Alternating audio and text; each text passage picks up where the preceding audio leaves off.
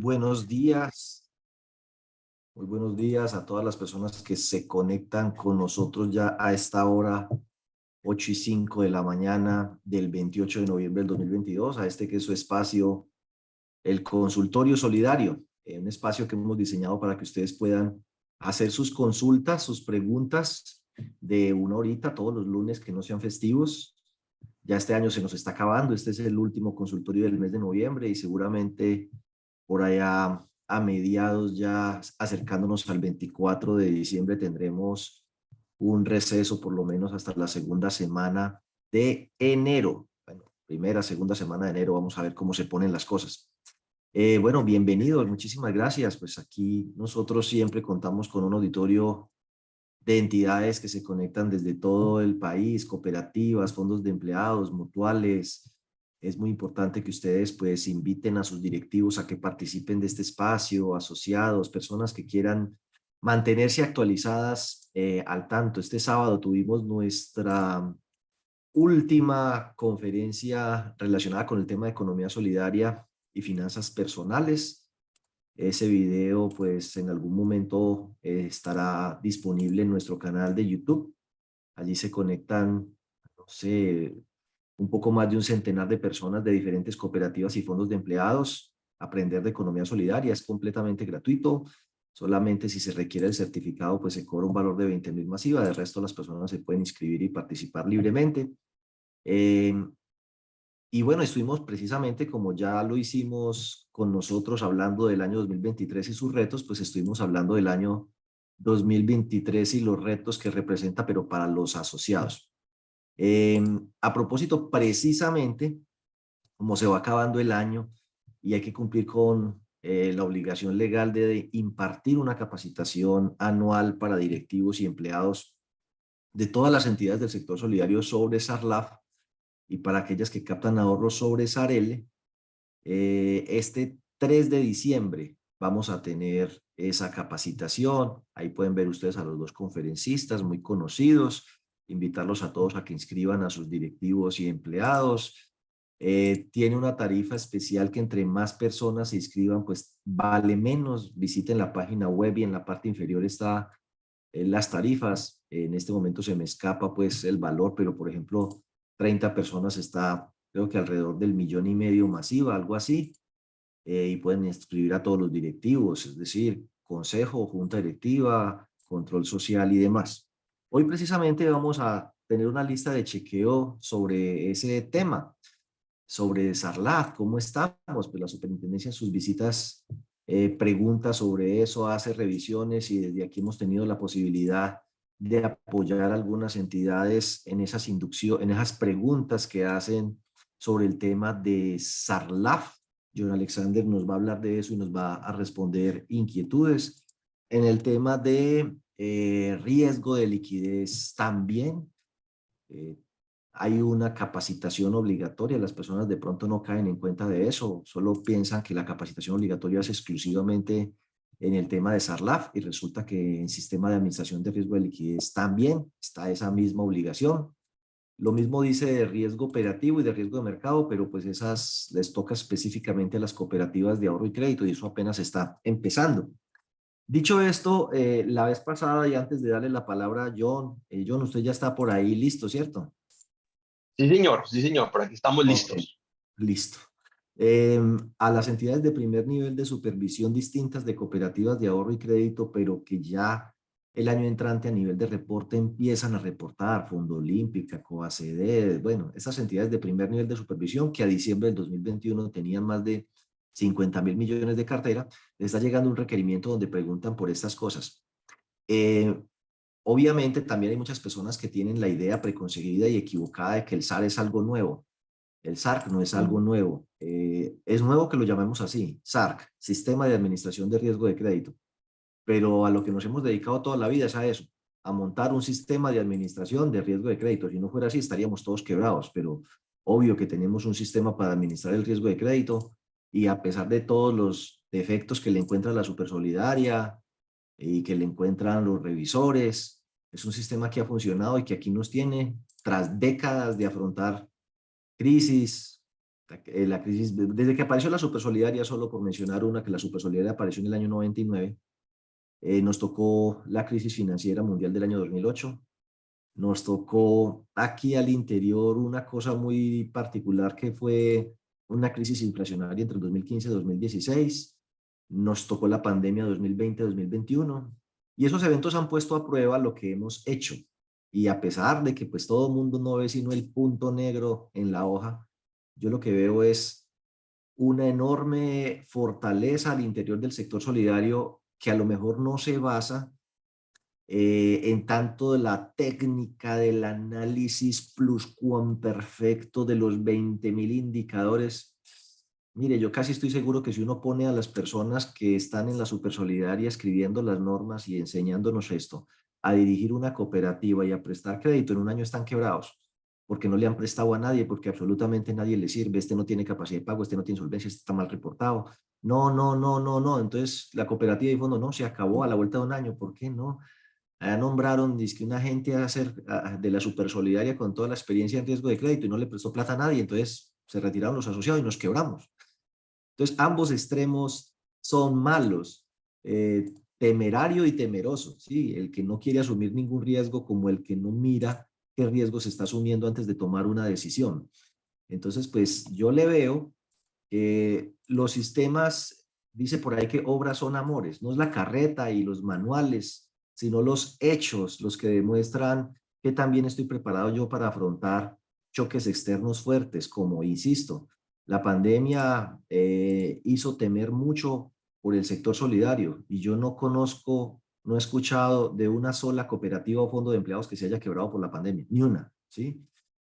Por supuesto que pues eventualmente pasan cosas muy malas y alguna cooperativa o fondo desaparece, pero así que digamos esa crisis tan dura que contrajo el Producto Interno Bruto, que aumentó el desempleo a niveles superiores al 20%, bueno, que tantas cosas pasaron y aquí estamos. Y los indicadores de morosidad del sector solidario en todos los sectores, si usted mira fondos de empleados, cooperativas de ahorro y crédito, cooperativas de aporte y crédito, se subieron, sí, 1 o 2 punticos, eso fue todo, y empezó a disminuir. Ahora nos acercamos a un 2023 lleno de complejidades, y estoy seguro que el sector solidario también va a poder navegar esas aguas un poco turbulentas y pasar al otro lado igual de sólido que siempre. Y es que más que en la técnica es el conocimiento del asociado, la vocación solidaria, la experiencia construida. Pues yo sé que también la técnica y el conocimiento jurídico, legal y financiero importan. Eso no hay que desdeñarlo ni menospreciarlo. Pero es que también importan directivos, gerentes, funcionarios de estas organizaciones que tienen experiencia de 5, 8, 10, 15, 20, 30 años y hasta más en este tema de tener que resolver las necesidades de los asociados, de analizar el crédito, y toda esa experiencia a veces también es tan o más importante que todas estas cosas técnicas que saca la Superintendencia de la Economía Solidaria. Entonces sí, pues a uno nombran un funcionario en la Supersolidaria y le viene a hacer una visita y analizarle la forma en que está prestando plata y todo le parece que está mal. Y si ustedes hipotéticamente pudieran preguntarle, dígame usted cuántos préstamos ha aprobado en su vida, que usted haya tenido la responsabilidad de tomar la decisión de entregarle a alguien recursos para que compre su casa, para que satisfaga una necesidad, una calamidad doméstica, para que se vaya de viaje, para que pague el semestre de la educación de su hijo, para que se compre un carro, para que remuele la cocina o el baño de la casa. ¿Cuántos créditos ha hecho usted en su vida de verdad? Ni uno solo. Son puros teóricos. Jamás en su vida han trabajado aprobándole crédito a nadie. Y esas personas vienen a enseñarle a usted cómo debería hacer algo en lo que usted tiene experiencia de 40 años. Entonces, tanto lo uno como lo otro es importante, pero no se dejen achicopalar por tanto tecnicismo, tanta norma, tanta regulación, porque lo que ustedes tienen, experiencia en la realidad, en la práctica, metidos en el barro, no con cualquier tipo de persona, con asociados, personas naturales, de ingresos inferiores a los 3 salarios mínimos. Eso vale muchísimo. Aquí no somos expertos en hacer créditos microcrédito, ni en hacer créditos comerciales, pero en lo que es tratar con personas que tienen necesidades, de eso sabemos bastante. La primera norma que salió sobre esto del SARC, que no se llamaba así cuando eso, es la resolución 1507 del 2001. Así que eso, llevamos más de 20 años de experiencia en esto. Entonces, cuando usted le preguntan, políticas, pues por supuesto que las tengo. están en mi reglamento, pero pues seguramente si necesita darme un manual con políticas donde usted tome de la circular básica contable lo que le aplican, entonces darme un anexo, manual SARC. ¿Cómo maneja usted el tema del deterioro general? Pues como lo dice la norma, ¿puedo hacerlo distinto? No, el 1%. Estructura organizacional, está el organigrama, las áreas, está el comité de crédito, el consejo de administración o junta directiva que aprueba, que no aprueba, documentación, qué papeles pide, órganos de control, pues obviamente junta de vigilancia, comité de control social, revisoría fiscal. Entonces todo esto podría usted desarrollarlo, pero lo que no quiero es que sienta que es algo por hacer nuevo, todo esto usted ya lo tiene. Límites de exposición crediticia y apetito al riesgo. Cuando usted va a ver su reglamento, dice por ahí en alguna parte, a nadie se le podrá prestar más de tantos salarios mínimos por todas las líneas. Eso ya es un límite. Otros tienen que cumplir normas prudenciales respecto al patrimonio técnico. Y usted podría complementar eso, obviamente, en su reglamento, con, por ejemplo, la vivienda no podrá, los créditos de vivienda no podrán ser más del 40% del total de la cartera. Cosas así. Y si no lo llama así, pues para que les facilite el trabajo, otra cosa que yo recomiendo es que en esos manuales le pongan el nombre tal cual, límite de exposición crediticia y apetito al riesgo. Entonces, cuando le pregunten, muéstreme dónde está, véalo, aquí está. Y se llama igualito, límite de exposición crediticia y apetito al riesgo. Entonces ellos dicen, ah, bueno, listo, chuleado, lo tiene, ¿ves? Otorgamiento de crédito, eso regularmente es el proceso de otorgar crédito. Entonces ahí es donde uno analiza capacidad de pago, solvencia, hábitos de pago, cuál va a ser la información que usted le va a pedir, cómo le va a medir los indicadores o variables, el formato de análisis de crédito. En eso pues hay que reconocer que no basta con ser, hay que aparentar. Sé que hacen muy buen trabajo, pero cuando uno va a ver el análisis de crédito, no hay ningún formato de análisis de crédito, no se deja evidencia de que las personas tuvieron previamente conocimiento de las condiciones del crédito que les fue otorgado.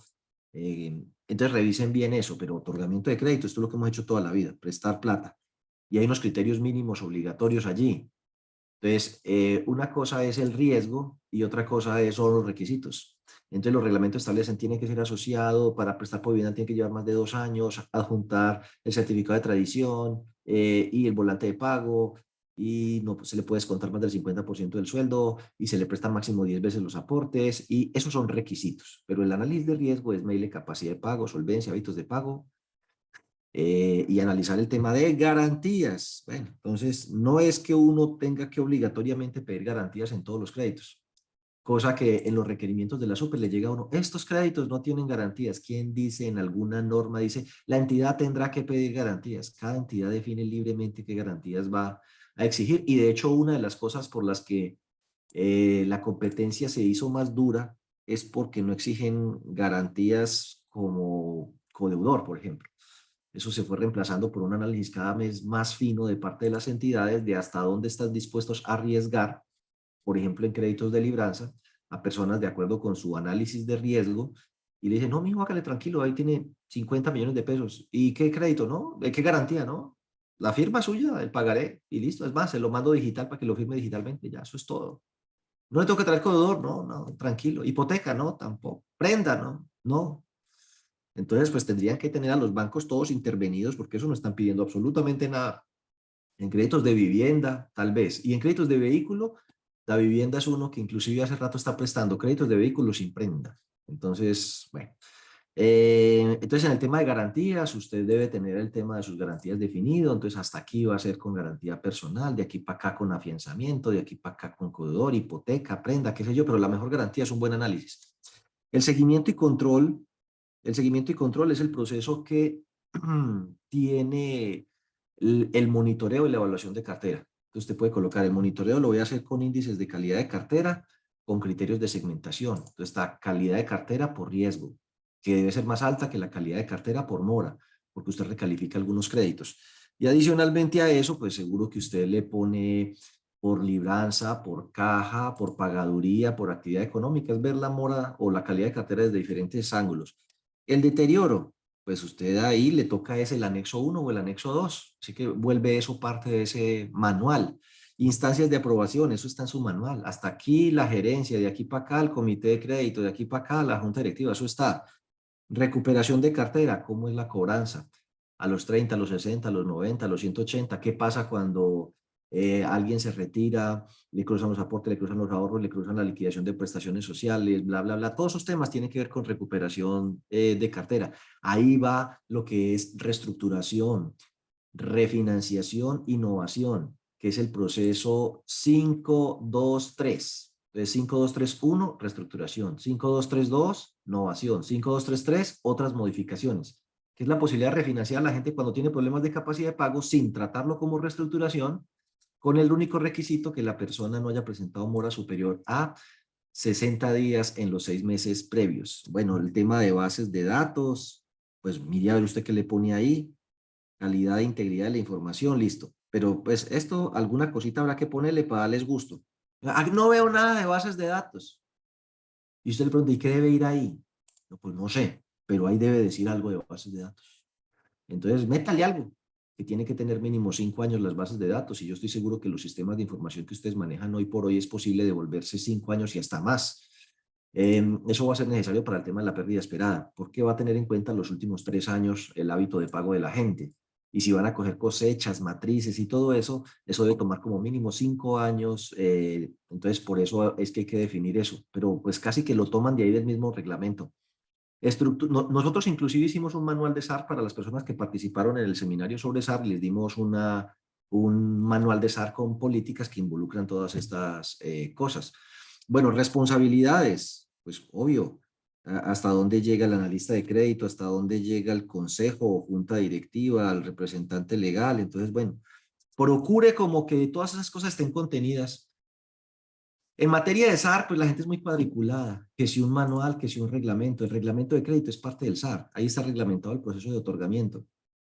Hay entidades que tienen un solo manual con título 1, otorgamiento, título 2, seguimiento y control, título 3, recuperación, y ahí están todas las políticas y todas estas cosas. Entonces, pues, no se estresen tanto con eso. Ahora, pues, para darle gusto, uno tiene que darle gusto a la gente. Mi mamá decía, yo con tal de ver una caranga llena, aunque me ruña la espalda, que a propósito, mi mamá se murió en diciembre, entonces ya va a cumplir un año y por eso me acordé. Denles gusto, denles gusto. Ay, que yo quiero ver un manual SAR. Listo, se le tiene, no lo inventamos para que le ponga el chulo, porque si no, ¿quién se los va a aguantar con la cantaleta de que no tiene un manual de SAR? Y la verdad es que todas estas cosas pueden estar en el reglamento de crédito. Bueno, documentación. Que ¿quién va a ser el responsable de las funciones de control interno o de auditoría interna? Pues imagínese un fondo de empleados bien chiquito, pues la gerente tiene un solo empleado, pues ella, ¿cierto? Cada uno piense eso. Bueno, el revisor fiscal, él tiene sus propias tareas, yo no sé por qué las tengo que yo definir en el manual, pero listo, revisor fiscal tenemos. Etapas del SARC, identificación, medición, control y monitoreo. Entonces, en el tema de la medición, si es la medición del riesgo al momento del otorgamiento, es el análisis de crédito. El tema de la identificación, pues usted, yo diría que va a ser una matriz como la hizo para SARLAB, hacer una matriz de SARC. Y el tema de control y monitoreo, pues va a haber una serie de indicadores con los cuales usted le va a hacer seguimiento al cumplimiento del apetito de riesgo, el indicador de calidad de cartera, el indicador, no sé, de concentración de la cartera, define indicadores de concentración individual y por grupo, los 10 deudores más grandes, los 20 deudores más grandes, una cosa parecida a Pareto, el 10% de los deudores no puede concentrar más del 50% de la cartera, alguna cosa de esas. Listo, y entonces aquí está el proceso de otorgamiento, que es donde está todo ese tema del análisis de crédito del que estábamos hablando aquí, ¿sí? Los criterios mínimos obligatorios, eso está hace rato. El tema de evaluación de cartera, eso también está hace rato, eso no tiene nada de nuevo. Que ustedes digan, ay, no, eso de la cartera, eso es nuevo para mí. No, está viejo desde el año 2013. Y todo el tema de reestructuraciones, bueno. Y esto de las políticas en materia de tratamiento contable, pues lo que hay que hacer es lo que diga la norma ahí. Entonces yo diría que complemente su reglamento con lo que diga la circular básica contable y el respectivo anexo. Procure chulear cada una de estas cosas donde está. Si puede, cambie el nombre para que se llame exactamente igual y haga su lista de chequeo. Esto está en el numeral tal, tal, en el capítulo tal, en el tal, tal del reglamento, para que cuando le lleguen a pedir como La prueba, cada uno de esos puntos, el 52141, capacidad de pago, eso está en mi reglamento en el numeral 232 del capítulo tal, o en el artículo tal de mi reglamento de crédito, para que chule cada uno de esos elementos. Y el que le falte, y haga su manual. Bueno, dicho esto, los dejo con John Alexander. John Alexander, bien pueda, proyécteles usted. John nos va a ayudar con una lista de chequeo sobre el tema de SARLAF, a ver cómo estamos. Hola Diego, buenos días. ¿Me escucha? Buenos días. Sí, muy bien, ¿Me gracias. escucha bien? Sí, sí, muy Ok, bien. listo. Bueno, muchas gracias. Bienvenidos al consultorio solidario. Bueno, ya después de toda esa información muy importante sobre el riesgo de crédito, vamos a ver rápidamente el tema del riesgo del lado de activos y de la financiación al terrorismo. Mi nombre es John Alexander Montoya, hago parte del equipo consultor desde hace aproximadamente 6 años. Toda mi vida laboral la he desarrollado en el sector solidario. Inicié laborando en un fondo de empleados en donde conocí en detalle el espíritu del cooperativismo, donde pude poder llegar a desarrollarme y aprender mucho del sector. Donde, bueno, me he desarrollado especialmente en el sistema de administración del riesgo, de lavado de activos y de la financiación al terrorismo. He podido acompañar a muchas entidades en el sector en implementaciones y también en acompañamiento sobre actualización del sistema. He estado a cargo también del desarrollo de un software que busca adaptar toda la regulación del sector en cuanto al SARLAF a las entidades de nuestro sector en donde podemos llegar a, bueno, facilitar mucho la labor. Pero el objetivo de hoy es verificar qué debemos tener sobre el sistema. Antes de eso, rápidamente, eso ustedes ya lo conocen, pero vamos a contextualizar qué es el riesgo del lado de activos y de la financiación al terrorismo. Bueno, es la posibilidad de daño en una organización al ser utilizada directamente o a través de sus operaciones como instrumento para lavado de activos y o canalización de recursos hacia la realización de actividades terroristas. Simple y llanamente, es la posibilidad de que dineros ilícitos ingresen a la entidad con apariencia de legalidad. Y recuerde que esto termina siendo el efecto del contagio. Y el contagio no solamente es que ocurra esto directamente, sino indirectamente. ¿Cómo ocurre indirectamente? Por ejemplo, con un proveedor. El proveedor tenga una empresa fachada para dar apariencia de legalidad a un dinero que fue obtenido ilícitamente. Entonces, es importante contextualizar el riesgo en cada una de nuestras entidades, el saber que esto puede ocurrir y asimismo no desconocer la gestión del riesgo. ¿Por qué digo esto? Porque muchas entidades dicen, no, el riesgo mío es cero o el riesgo de mi entidad es mínimo, eso no puede ocurrir, eso jamás va a ocurrir, no ha ocurrido. Y resulta que sí puede llegar a ocurrir en cualquier momento y es por esto el que debemos tener un sistema que tenga todas las características que nos exige la estructura del TARLA.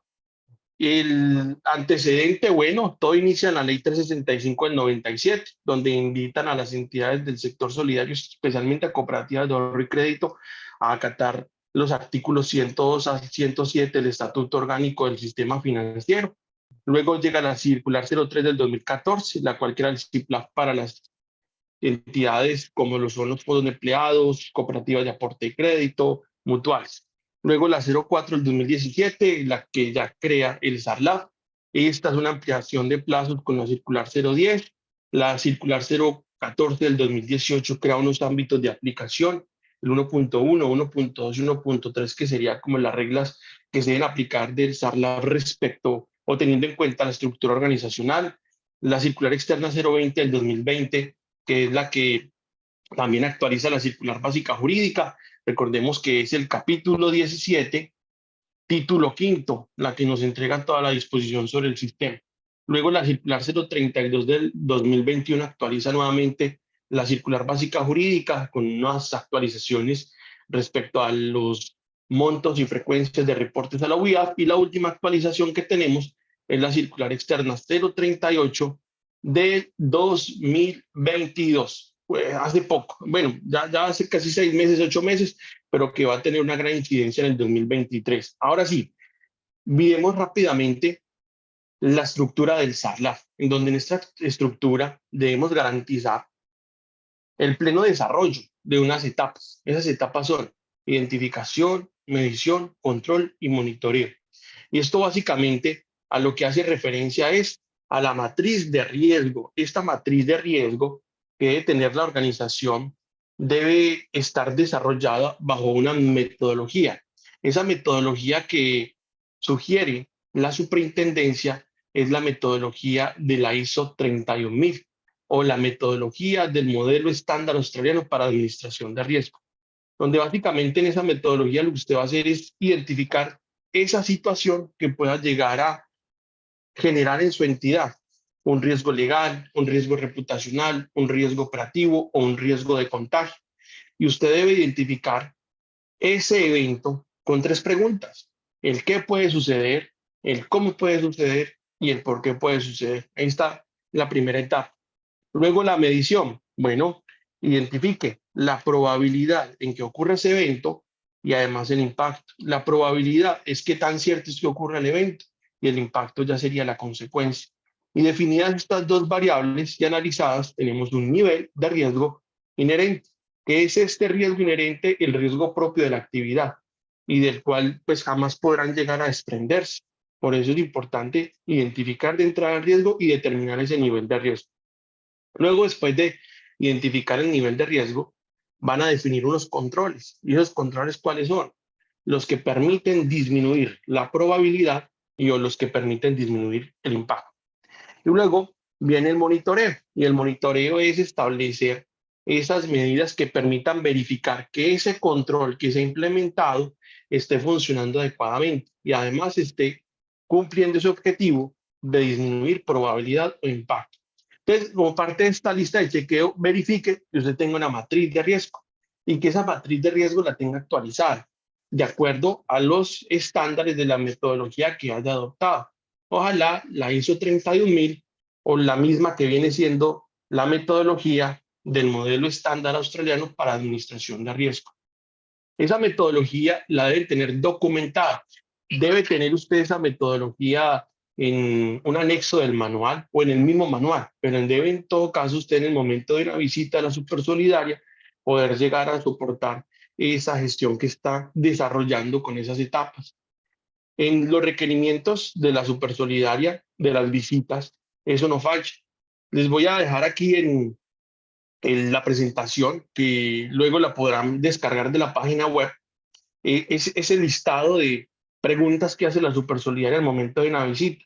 Entonces, uno de estos documentos es documento donde soporte la metodología de la gestión de las etapas, o mejor dicho, la matriz de riesgo. Así que, importante, verifiquen que la estén actualizando. No es solamente desde el momento de la implementación que la deben tener, sino cada mes, cada año ustedes deben estar verificando los controles que han definido ahí, están desarrollando y los controles requeridos para luego determinar el riesgo residual. Entonces, ahí está la primera parte de lo que entendemos como estructura del SARLAB. Ahora, lo importante, hay entidades que no les aplican en teoría las etapas del SARLAB. En teoría, ¿por qué? Porque recuerde que tenemos unos ámbitos de aplicación, el 1.1, el 1.2 y entidades exceptuadas. Esto de las etapas, digo en teoría, solamente le aplica a las entidades del ámbito de aplicación 1.1. ¿Quiénes están ahí? Cooperativas de ahorro y crédito, entidades de primer nivel de supervisión, entidades que tienen más de 10.000 millones de pesos en activos. Pero pues si uno se pone a analizar muy bien de qué tratan estas etapas, uno puede llegar a decir, no, es que igual le terminan aplicando a las demás entidades, que son fondos de empleados de segundo nivel de supervisión, entidades cerradas, entidades de tercer nivel de vínculo abierto. Y es importante que cada entidad interiorice la importancia de esta matriz para que pueda, a través de esta, tener una mejor gestión del riesgo. En alguna ocasión me llaman de alguna entidad y me dicen, yo, venga, cierto que esto de las etapas, la matriz de riesgo no nos aplica. Y yo les digo, sí, no les aplica.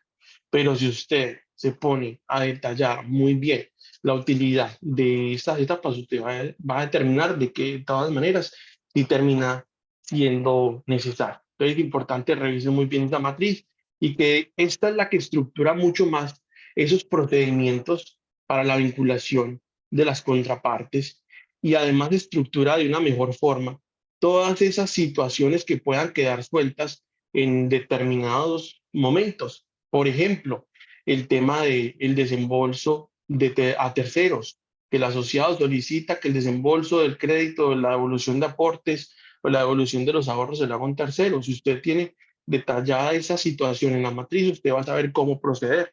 Y el cómo proceder es saber qué formulario le va a decir diligenciar, quién se va a encargar de hacer la consulta en listas, quién se va a encargar de verificar que esa persona no tenga ninguna situación de riesgo con la entidad. Bueno, y ahora tenemos los elementos. En esos elementos, eso sí les toca a todos. Y en detalle vamos a hablar sobre cada uno de ellos. Por ejemplo, las políticas. Las políticas terminan siendo esos lineamientos generales, donde en esos lineamientos generales se definen las metodologías para las mismas etapas y las metodologías para desarrollar esas consultas en listas vinculantes, restrictivas e informativas. ¿Qué consultas tienen que hacer ustedes sí o sí? La consulta de la ONU, que es la lista consolidada de sanciones de las Naciones Unidas, la lista de los FAC, que es la famosa lista Clinton, y deben ustedes determinar si el asociado es PEP. Y recuerden que esta nueva definición de PEP es persona expuesta políticamente y que debemos determinar si cumple esta condición de acuerdo al decreto 830 del 2021. Entonces, las personas encargadas de la vinculación en el fondo de empleados deben tener muy claro este procedimiento para que puedan cumplir muy claramente con esta disposición. Que esto también implica el tener el desarrollo de una metodología en la vinculación o de la debida diligencia amplificada, que es un formulario aparte o adicional, y que esto implica también el conocer la información de los familiares hasta el segundo grado de consanguinidad, primero de afinidad civil, y además el desarrollar un monitoreo especial al menos una vez al año. Entonces, bueno, ahí están las políticas, todo esto debe estar en el manual. El manual es lo primero que piden una visita a la Supersolidaria y con base en ese manual es que ellos desarrollan las verificaciones. ¿Por qué? Porque el manual termina siendo una interpretación de lo que nos exige la circular básica jurídica, en donde se deben detallar ahí las formas de cómo se desarrollan cada uno de estos elementos. Segundo, los procedimientos. En esos procedimientos debemos tener la identificación de unas actuaciones generales, por ejemplo, el procedimiento para atender oportunamente las solicitudes de información de autoridades competentes. ¿Quiénes son esas autoridades competentes? O la única autoridad competente es la Fiscalía. Entonces, la Fiscalía puede en algún momento, alguna entidad, solicitarle información sobre determinado asociado. Y es importante que sepan ustedes cómo proceder en ese momento, que deben tener el detalle de saber cómo responder. Y tengan en cuenta que eso tiene un término y además también deben ustedes identificar si es asociado, si no es asociado, si en algún momento estuvo vinculado. Y para eso deben tener todos los papeles de trabajo que les permitan llegar a soportar qué actividades de seguimiento y control han desarrollado con ese preciso asociado o tercero sobre el cual están pidiendo información. Eso ha ocurrido. Un fondo de empleados en Cali en alguna ocasión les llegó esa solicitud de información por parte de la Fiscalía. El oficial de cumplimiento pues no sabía qué hacer. Le dije, bueno, realmente es el manual y en el manual estaba el detalle de cómo llegar a desarrollar esa actividad. Importante que no tengan en el manual, que no tengan en el manual lo mismo que está en la circular. No debe ser un copia y pegue, debe ser ya el detalle. Eso lo he visto mucho, así que verifique tu manual. Segundo, determinar los asociados de mayor riesgo, alto riesgo como los PEP. Deben ustedes tener una metodología, por ejemplo, una metodología de scoring, donde del análisis de las variables cualitativas y cuantitativas determinan qué asociados de mayor riesgo o de alto riesgo y además el PEP. Recuerden, decreto 830 del 2021. Sanciones financieras dirigidas. Deben tener ustedes el procedimiento de cómo actuar en caso tal de que alguna contraparte tenga una, una relación de riesgo o una sanción por parte de la ONU, que ustedes deben estar consultando permanentemente esa página e identificar si alguna contraparte está incluida en alguna de estas listas. Países de mayor riesgo o alto riesgo. Estos son los países que de alguna forma facilitan el ocultamiento del dinero. por ejemplo, como lo son los paraísos fiscales. Así que usted debe tener en su manual SARLAB el listado de países que están en esa lista que les pide también la ONU. Mecanismos, conocimiento del asociado cliente, la debida diligencia en la vinculación. Su formulario debe tener todos los campos del formato 5 o anexo 6 de la Supersolidaria. De ahí usted estar desarrollando una entrevista y una verificación de datos. La entrevista es una interlocución. Yo pregunto, el otro responde, en donde en este ustedes deben garantizar y determinar muy bien cuáles son las intenciones de ese potencial asociado. Esto lo debe dejar como constancia en el mismo formulario, en donde debe determinar quién realizó la entrevista y la fecha cuando hizo esa entrevista. La verificación de datos también debe estar y debe venir acompañado de ese formulario de vinculación, copia de la cédula, constancia de los ingresos y la consulta en listas vinculantes. Este es el primer nivel de información. Ese primer nivel de información es ese formulario con esos documentos. Ahora, el segundo nivel de información es cuando ustedes logran que esos datos que están en ese formulario se pueda digitar en el sistema que ustedes tengan, ya sea Tiensoft, ya sea Linux, ya sea PsicoWeb, ya sea Sólido, cualquiera que sea. En todo caso es que ustedes puedan grabar la información de ese formulario en el sistema. Si no lo pueden grabar, esa información se va a perder. Así que importante que verifiquen esto. También una visita a la Supersolidaria eso lo verifican. Ellos llegan hasta el tercer nivel de información. Ese tercer nivel de información, ¿qué es? Ya la base de datos. En esa revisión, la Supersolidaria puede darse cuenta qué campos están sin diligenciar, campos vacíos, qué información de pronto nos están pidiendo. Así que importante que verifiquen muy bien que se lleguen a ese tercer nivel de información. Y el cuarto nivel de información ya termina siendo algo muy interesante, y es el cómo utilizamos la información que estamos recolectando de ese asociado. Por ejemplo, para desarrollar un procedimiento muy importante, que es la consolidación electrónica de las operaciones. Esto lo deben estar haciendo mensualmente, y la idea y el objetivo de esa consolidación es determinar la coincidencia y consistencia de las operaciones que están desarrollando los asociados. Y ustedes puedan ver, bueno, la cédula del asociado, puedan ver saldos de aportes, saldos de captaciones, saldos de cartera, movimientos y frecuencias de consignación, de desembolso, el índice o indicador de riesgo por jurisdicción, y usted puede con toda esa información determinar que es normal la operación del asociado. Entonces, por ejemplo, puedo tener asociado que tiene un saldo de cartera de 10 millones y tiene un saldo de captaciones de 50 millones. Entonces, ahí yo ya veo algo inusual. Y es, bueno, ¿por qué no paga ese crédito si tiene con qué? Ah, no, resulta que ese dinero lo tiene destinado luego para comprar un carro, una casa. Pero es importante que usted al menos sepa esta historia y usted pueda determinar que eso es normal. Porque de pronto uno también puede pensar, es que ese dinero no es de él, que se lo está guardando a alguien. Y ese dinero que se lo está guardando a alguien, bueno, sabemos quién es ese alguien. Y es ahí donde tenemos una incertidumbre, y esa incertidumbre es riesgo. También, producto de esa consolidación y de la información que usted ya tiene, debe segmentar.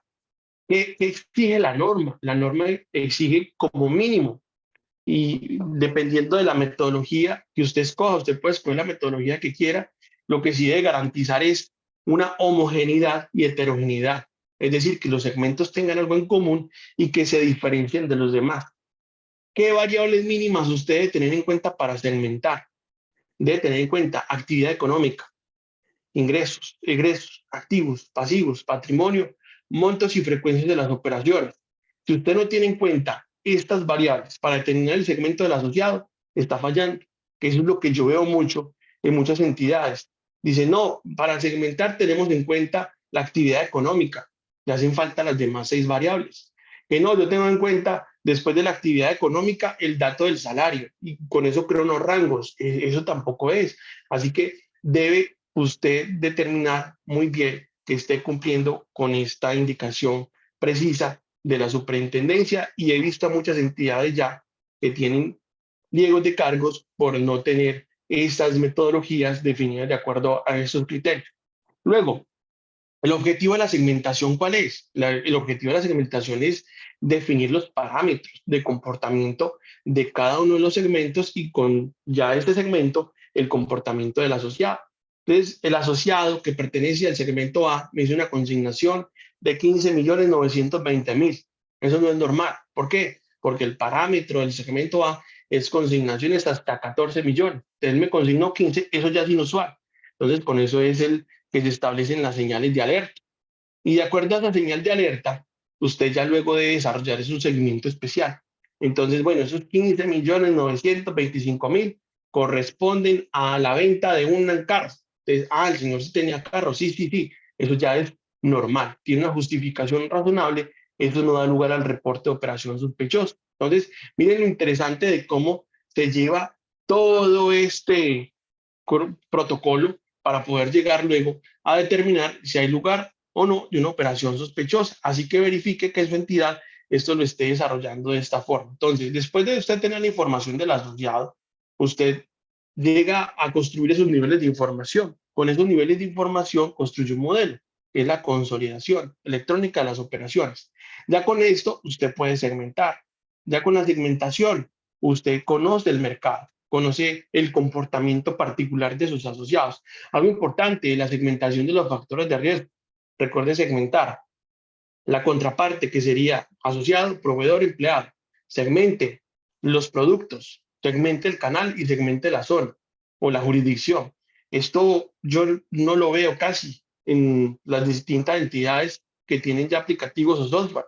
Así que pidan la segmentación de los distintos factores de riesgo. No es válido solamente que tenga la segmentación de la contraparte. Mire muy bien la circular y se va a dar cuenta que siguen estos cuatro. Luego, recuerde que esto es un proceso mensual. ¿Por qué? Porque usted va a clasificar mensualmente el asociado que está ingresando y va a actualizar el segmento del asociado antiguo. Luego, bueno, después del conocimiento del mercado, usted es que puede ya luego determinar señales de alerta. De acuerdo a esa señal de alerta, usted puede identificar qué es inusual. Y de acuerdo a esa inusualidad es que usted lleva a cabo un seguimiento en operación. Y de acuerdo a eso es que usted determina si o no hay lugar a un reporte de operación sospechoso.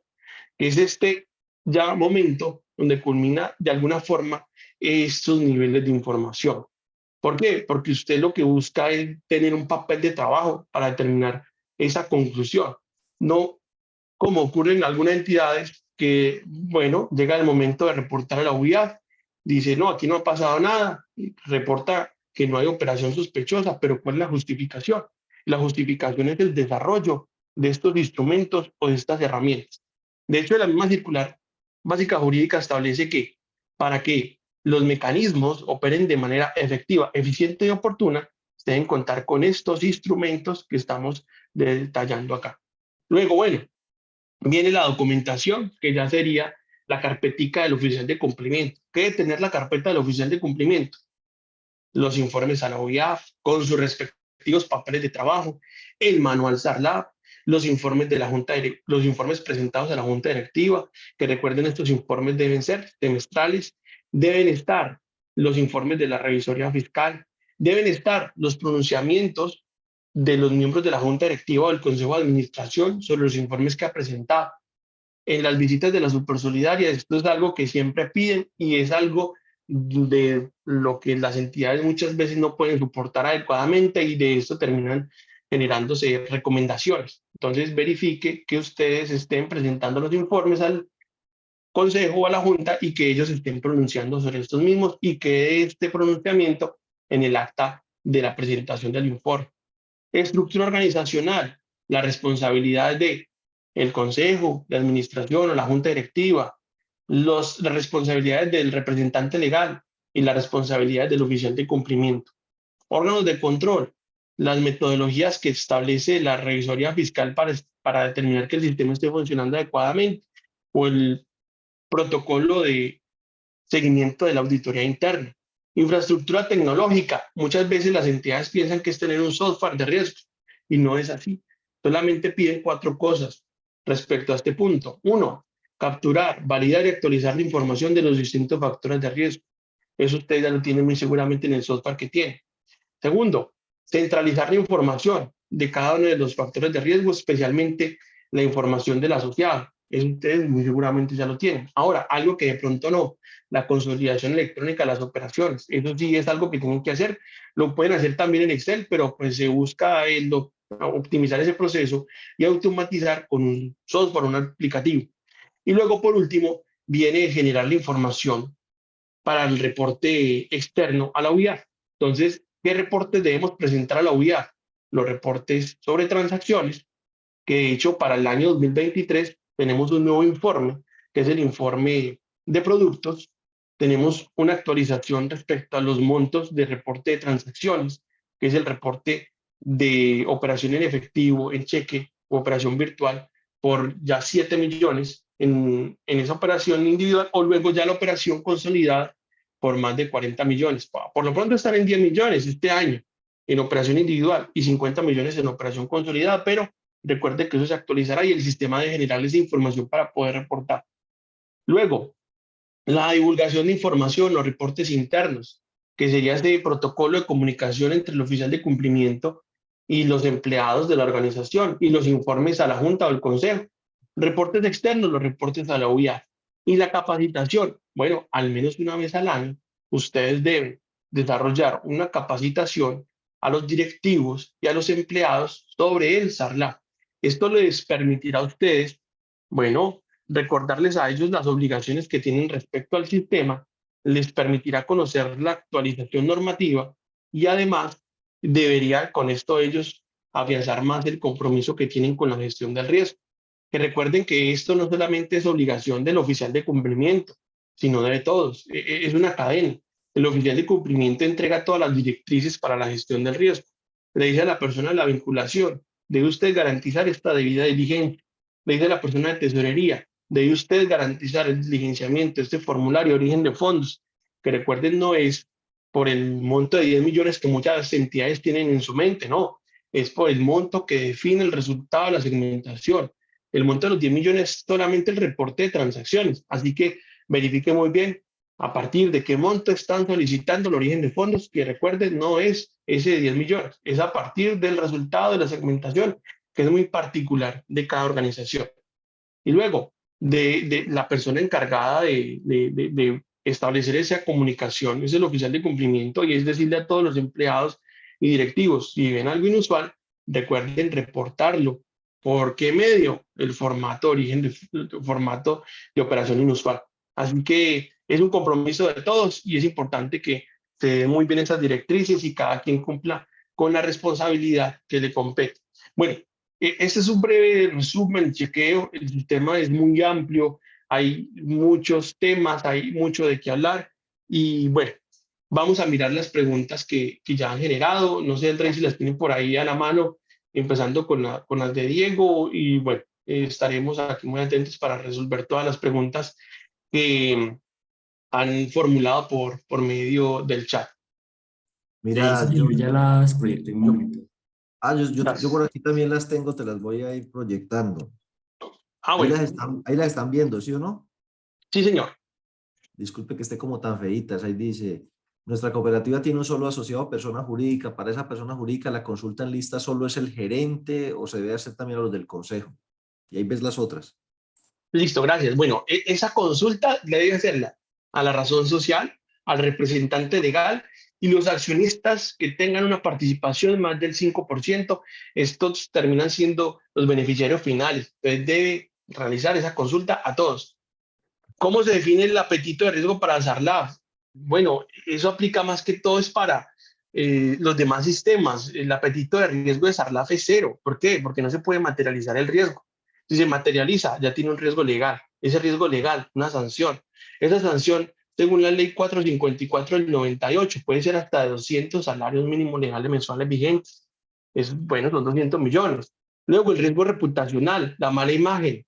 Eso es pérdida de la confianza. El asociado puede retirarse y puede usted perder, por ejemplo, ese convenio con la empresa patronal que diga, no, no, no, ellos han sido ya contaminados con dineros ilícitos, yo no quiero que me terminen relacionando con ellos, o sea que el apetito de riesgo para dar la f cero. ¿Puedes, por favor, mencionar nuevamente las variables para segmentar? Actividad económica, sí o sí debe estar en ingresos, egresos, activos, pasivos, patrimonio, montos y frecuencias de las operaciones. Por ejemplo, algo que yo quedo anonadado en muchos sistemas es que no piden el movimiento de la cuenta 11 y con eso es que se definen los montos y frecuencias de las operaciones. Puede mencionar nuevamente, por favor, los documentos que debe tener el documento del SARLAF, es decir, el formulario de vinculación, copia de la cédula, constancia de los ingresos y las consultas en listas vinculantes, restrictivas e informativas. ¿Qué pasa si no se hace la capacitación? Bueno, en el momento de la visita a la Supersolidaria, ellos les van a exigir el listado de asistencia, le van a exigir un mecanismo de evaluación. Si no está, hay una sanción o existe esa posibilidad de la sanción. ¿Qué puede pasar? Multa de hasta 200 salarios mínimos legales mensuales vigentes, 200 millones. Solamente esa media bobadita. Y pues existe antecedente en este momento de una sanción a un fondo de empleados por tema de SARLAF. Antes la verdad no existía, simplemente estaba el llamado de atención, estaba el bueno, póngale cuidado, no falle más con el SARLAF, atento con los reportes a la OIAP, y resulta que ya sancionaron este año y tengo conocimiento de varias entidades donde ya hay pliego de cargos. Ese pliego de cargos es la antesala de la sanción, así que mucho cuidado con ese tema de la capacitación y realícela. No olvide eso porque puede estar expuesto a ese riesgo legal, no solamente la entidad, sino también el oficial de cumplimiento o el gerente o los miembros del consejo o la junta, porque recuerden que esas sanciones pueden ser institucionales o administrativas. Por favor, diferenciar el grupo de exonerados. Bueno, en esos exonerados o el ámbito de aplicación de entidades exceptuadas, que ese sería el término, están las entidades de representación, que serían las agremiaciones, por ejemplo, los fondos de vínculo cerrado de tercer nivel de supervisión, precooperativas, cooperativas de trabajo asociado de tercer nivel con menos de 20 trabajadores, instituciones auxiliares que no prestan y entidades en liquidación voluntaria o forzosa. Esas son las entidades que serían entidades exceptuadas, que deben igual tener un sistema, deben estar reportando a la UIAF y para poder reportar a la UIAF con ese tecnicismo deben tener los instrumentos y los mecanismos del sistema. Y además, mejor dicho, todo el mundo debería tener un SARLAF con esos 8 elementos como mínimo. Y digo como mínimo porque todo eso termina siendo un protocolo. Si yo no tengo los papeles de trabajo para el reporte de la UIAF, ¿cómo voy a reportar objetivamente? Entonces, es importante tener todo esto muy bien contextualizado. Eh, ¿Qué pasa cuando un asociado soporta sus ingresos como independiente a través de un certificado de ingresos de un contador por un monto que revisando el valor estaría obligado a presentar declaración de renta, pero no lo hace, se debe reportar como algo inusual? Bueno, recuerden que tenemos unos delitos conexos. Esos delitos conexos los tenemos definidos en el artículo 323 del Código Penal y artículo 345. Y la evasión de impuestos es un delito conexo de lavado de activos, así que, en mi opinión, sí debería reportar. Si usted tiene evidencia de que está evadiendo impuestos, sí lo debería reportar. Esto, bueno, es algo que nos aplica también y deberíamos tenerlo muy presente. El gerente o el contador pueden actuar como oficial de cumplimiento, depende del ámbito de aplicación. Si es ámbito de aplicación 1.1, definitivamente no. Si está en el ámbito de aplicación 1.2, sí, podría ser cualquier empleado de la organización y es más, también posibilitan para algunas entidades que contraten el oficial de cumplimiento por prestación de servicios. Y bueno, creo que hasta ahí. John, por favor, ¿podrías repasar sobre el desembolso a terceros? Ese desembolso en tercero sería el término que conocemos como beneficiario final y usted debe conocerlo, debe consultar listas vinculantes restrictivas e informativas y fuera de este conocimiento, usted debe contextualizar que ahí existe un riesgo y es por eso que usted debe más bien evitar esa práctica, debe tratar de desarrollar esos desembolsos solamente al asociado, ya que él haga el dinero con lo que quiera, que le entregue luego el dinero al quien quiera, pero evitar usted ese contacto con un desconocido. Ese desconocido trae un riesgo y ese riesgo debemos evitarlo. Y bueno, yo creo que hasta ahí ya he podido No, dar respuesta. muchas gracias, John. Les puse en el chat la lista de chequeo del SARC. Les puse en el chat el formulario para inscribirse en el seminario de este sábado sobre Sarlaf y Sarele. En el canal de YouTube, que eso se transmite siempre por el canal de YouTube, un saludo a las personas que están conectadas por el canal de YouTube y los invito a todos a que se suscriban y que inviten a otros a suscribirse, por favor, y activar la campana, que nos acompañen. Dice que si la capacitación anual de Sarele también debe tener evidencia, sí, debe tener evidencia de que se hizo el material, hacerles una respectiva evaluación. Eso es parte de lo que haremos este sábado. Recuerden que este sábado la capacitación, pues, el eje central es SARLAF y va a tener SARL al final. Entonces, pues vamos a, como quien dice coloquialmente, a matar dos pájaros de un solo tiro. En nuestro canal, pues ustedes cuando se pierdan el consultorio que no puedan estar, él se transmite en vivo y queda allí grabado. Y en los videos pues que tenemos en vivo más reciente, les recomiendo este que es el de este sábado pasado sobre manejo inteligente del dinero. También hemos subido recientemente uno que tiene que ver con la forma en que están engañando y estafando a los asociados. Es un video corto de unos 20 minutos que les recomiendo pues copiarle el enlace a sus asociados a través de los canales que tengan para que por favor no sean víctimas de las estafas que, bueno, estafas no, abusos pues, y terminan engañados creyendo que les van a prestar más barato y a la postre resultan pagando mucho más de lo que actualmente están pagando. A mí me hicieron unas preguntas que para no dejar la cosa mucha, pues las respondí, se las puse en el chat, pero las menciono. ¿Quiénes les toca cumplir normas de patrimonio técnico, solvencia, solidez, concentración, prudenciales? Eso está en el título tercero de la circular básica contable. Solo cooperativas con actividad financiera, es decir, con captación de ahorros y fondos de empleados de categoría plena. ¿Cómo deberíamos definir el apetito de riesgo? Bueno, eso debería hacerse en función de temas como indicadores de calidad de tierra por mora, por riesgo, o con indicadores de cosecha o matrices de transición, si los están utilizando como una especie de semáforo, ¿no? Rojo, amarillo, verde, y eso los límites se establecen en función de mi propio comportamiento y del comportamiento histórico del sector. Nosotros publicamos unos indicadores una vez al año, los publicaremos seguramente este año también por allá por los lados de marzo y ustedes pueden entonces ahí revisar los indicadores del segmento al cual ustedes pertenecen, cómo están para efectos de afinar sus indicadores. También en nuestros seminarios y talleres les hemos explicado cómo sacar la información de la Supersolidaria y calcular los indicadores del segmento o sector al cual usted pertenece, pues para que se comparen.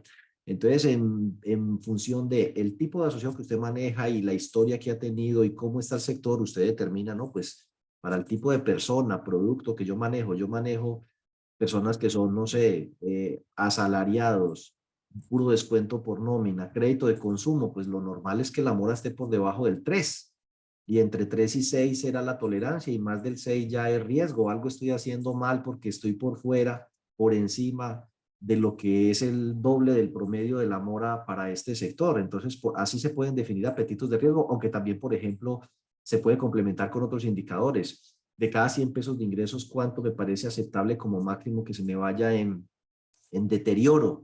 Deterioro neto, ingresos pues menos recuperaciones. También ustedes pueden establecer en función de concentración agregada, el mayor deudor cuánto puede tener, el crédito más grande por portafolio, es decir, el crédito más grande por vivienda, el crédito más grande por consumo. Esos límites forman parte del apetito de riesgo. No sé cuánto se puede concentrar como máximo de la cartera en el 5% de los asociados. En fin, ahí pueden ustedes definir apetito de riesgo. Ahí me hace una pregunta que si alguien está incapacitado y ya lleva más de 180 días, que le ponen un crédito a tasa cero esperando a ver si lo pensionan, ¿qué hay que hacer con ellos?